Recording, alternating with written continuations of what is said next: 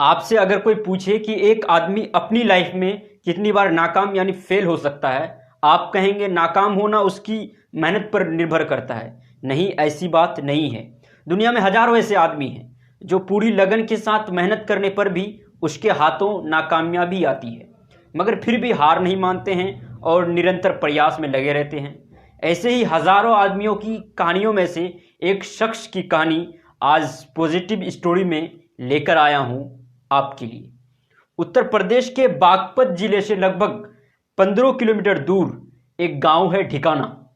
उसी गांव में मनोज आर्य नाम का एक व्यक्ति भी रहता है। आज की पॉजिटिव स्टोरी में मनोज आर्य की कठिन भरी जिंदगी और फिर अंत में कामयाबी वाली जिंदगी के बारे में बात करेंगे। नमस्कार, आदाब, मैं मारूफ मिलन रहमानी। स्वागत है आपका पॉजिटिव स्टोरी में। वीडियो को देखने के साथ साथ लाइक करें और अपने परिवार एवं दोस्तों के साथ शेयर भी करें। और हाँ, हमारे यूट्यूब चैनल पॉजिटिव स्टोरी को सब्सक्राइब करना ना भूलें। मनोज की कहानी बड़ा ही दिलचस्प है। असल में मनोज आईएएस बनना चाहते थे, मगर अब वो एक किसान है। अब आप सोच रहे होंगे, एक आईएएस बनने की चाह रखने वाला आदमी किसान कैसे बन गया। दरअसल 1994-95 में पढ़ाई पूरी करने के बाद सिविल सर्विसेज की तैयारी में जुट गए। दिल्ली में रहकर उन्होंने कई सालों तक तैयारी की, लेकिन सफल नहीं हो सके। इसके बाद वो सामाजिक सरोकार से जुड़े काम करने लगे। साल 2006 में वो एक आरटीआई यानी सूचना का अधिकार कार्यकर्ता के रूप में अरविंद केजरीवाल, जो अभी दिल्ली के वर्तमान मुख्यमंत्री हैं, उसके टीम से जुड़ गए। इस दौरान उन्होंने 700 से ज़्यादा आरटीआई फाइल की। इसको लेकर उन पर कई मुकदमे भी दर्ज हुए। इसके बाद मनोज अन्ना आंदोलन से जुड़ गए। कई मंचों पर उन्हें सक्रिय भूमिका भी निभाई। बाद में जब आम आदमी पार्टी का गठन हुआ तो वो भी उससे जुड़ गए। वो पार्टी में कई पदों पर रहे, लेकिन वक्त बीतने के बाद 2016 में राजनीति से उनका मन उब गया। वो अब कुछ नया करने का प्लान करने लगे। अब आप सोचिए, एक आदमी दिल्ली आईएएस बनने का सपना लेकर आया और बन गया राजनेता। इसे ही कहते करना एक होना एक। अब एक आदमी आईएएस बनना चाहता हो, भला उसे राजनीति में मन कैसे लगता। बड़ा ही सोच विचार के साथ उसने राजनीति छोड़ दी। इसी दौरान उसके एक मित्र ने उसे एक किसान व्हाट्सएप ग्रुप से जोड़ दिया। उसमें तरह तरह के कंटेंट और वीडियो आते थे। इसमें खेती से जुड़े वीडियो भी आते थे।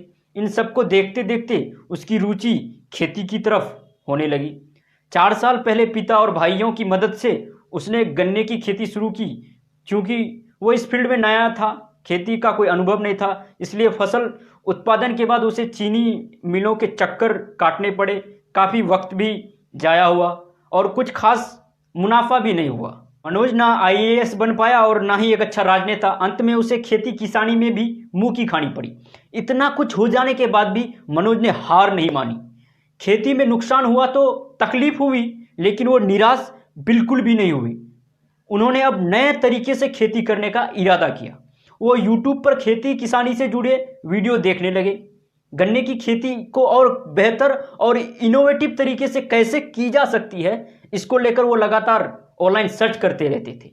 इसी दौरान एक किसान ने उन्हें गन्ना बेचने के बजाय गुड़ बनाकर बेचने का सुझाव दिया।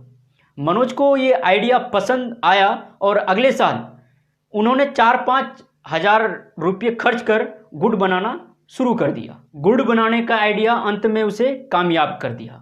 अब उसके गांव ढिकाना घुसते ही आपको गुड़ की खुशबू का एहसास होगा। ये गुड़ पूरी तरह ऑर्गेनिक और सेहत के लिए फायदेमंद होता है।